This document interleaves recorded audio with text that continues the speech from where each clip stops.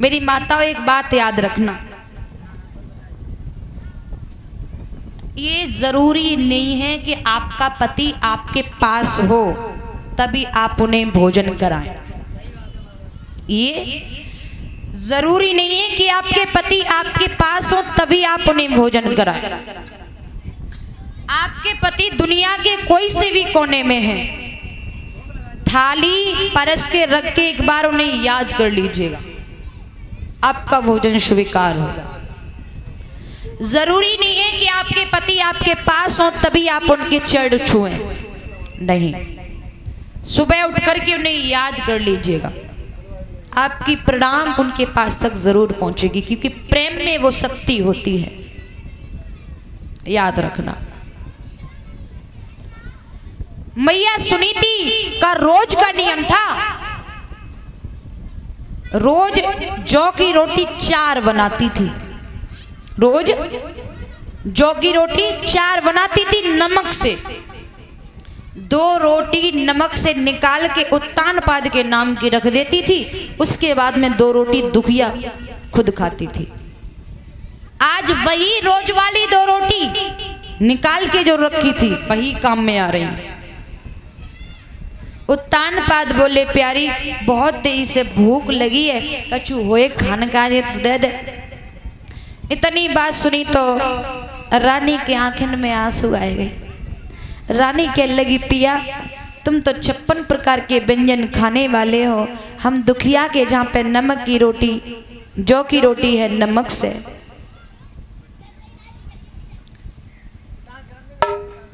अच्छा अभी जौ की रोटी है नमक से। उत्तान पाद कहने लगे, क्या बात कर रही हो तुम प्यारी? अरे मुझे भूख लगी है, जल्दी लेके आओ। उत्तान पाद ने 2 रोटी जौ की नमक से खाई, उसके बाद पानी पिया।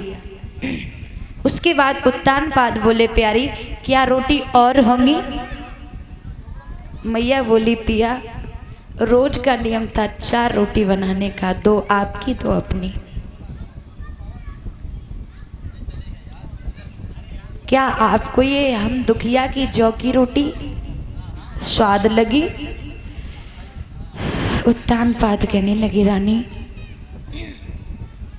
महलों से तेरे आने के बाद वो स्वाद मुझे 56 प्रकार के व्यंजनों में नहीं लगा जो स्वाद तेरी आज जौ की रोटी में लग रहा है मुझे। अच्छा महाराज अब लेट जाइए। रानी ने राजा को लिटाए लो, पैर दबाने लगी, हाथ जोड़ के बोली, पिया एक बात बताओ, मेरी छोटी बहना तो ठीक ठाक है ना? उत्तान पाद कहने लगे, वाह वो तुझे मारने के लिए क्या से क्या कर रही है, तू उसकी कुशल मंगल पूछ रही है? अरे वो तो ठीक है, उसे कुछ नहीं होता। महाराज मेरी छोटी बहन को कभी किसी प्रकार का कष्ट मत देना, उसे खुश रखना। श्रोताओं हुआ ऐसा, रानी समझा रही थी, राजा को पिछली बात याद आ गई। राजा उत्तान पाद की एकदम से हिलकी भर गई। सुनीति का हाथ अपने हाथ में लिया और फूट फूट के रोने लगे। रानी मैंने तुझे सारी रात समझाया था, मैंने तुझे सारी रात समझाया था कि तू मेरा दूसरा विवाह मत करा, लेकिन तू नहीं मानी। आज तेरी ये दशा हमसे देखी नहीं जाती। रानी ने साड़ी के पल्लू से पिया के आंसू पोंछे। नहीं आप नहीं रोना, रोने के लिए तो मैं ही काफी हूं, आप नहीं। राजा रानी को वार्तालाप करते करते सारी रात व्यतीत हो गई। सुबह 4 बजे घड़ियाल ने आकर के घंटे को बजा दिया। पहले क्या चलता था, मंदिर में पुजारी का घंटा या फिर मुर्गे की वांग, पहले ये घड़ी नहीं थी। तो महाराज घड़ियाल ने घंटे को बजाया, महाराज उठ करके चारपाई से जमीन पर खड़े हो गए। रानी मुझे जाने दो। मैया कहने लगी पिया हमें लगता है हम दुखिया की रात है, इसलिए आज सुबह बहुत जल्दी हो गया है। मुझे लग रहा है पुजारी ने घंटा जल्दी बजा दिया, अभी सुबह नहीं हुआ है।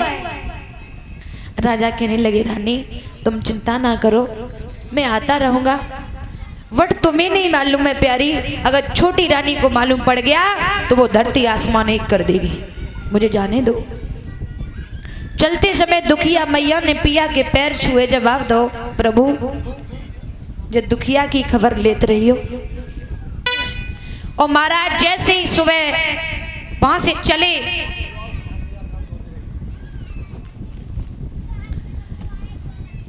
छोटी रानी के दरवाजे पर जाकर के खड़े हो पाए। एकदम से छोटी रानी ने दरवाजा खोला। महाराज गर्दन को नीचे किए हुए खड़े हैं, हंसने लगे।